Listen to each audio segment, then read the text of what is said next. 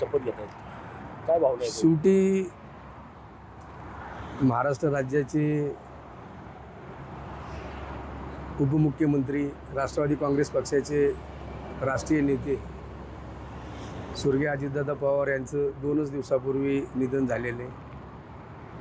तसं बघितलं तर संपूर्ण महाराष्ट्र या दुःखद घटनेमध्ये हळहळ करतोय आणि त्याच प्रसंगी आज महाराष्ट्राचे पहिल्या महिला पंतप्रधान उपमुख्यमंत्री म्हणून शपथ या ठिकाणी घेत आहेत. साहजिकच आहे, एक दुःखद घटना आहे आणि एक सुखद घटना आहे.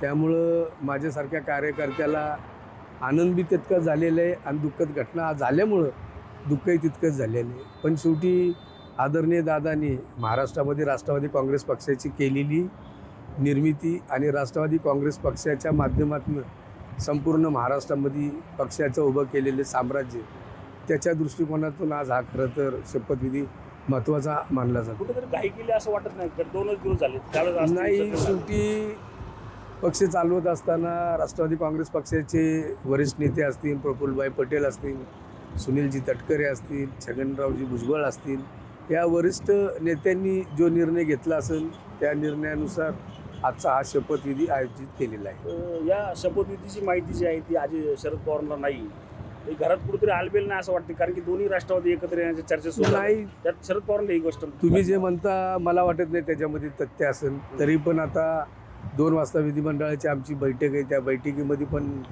हा प्रश्न उपस्थित केला जाईल आणि त्या संदर्भात नक्कीच खुलासा दिला जाईल. आता हे 12 तारखेला पक्ष एकत्र येणार असल्याचं शरद पवारांनी सांगितलं, ती ही गोष्ट तटकरे असतील किंवा प्रफुल्ल पटेल यांना तुम्हाला माहीत नव्हती का?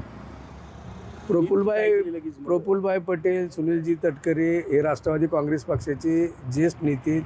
या सर्व गोष्टीची कल्पना या दोन्ही नेत्यांना असेल असं मला वाटतं.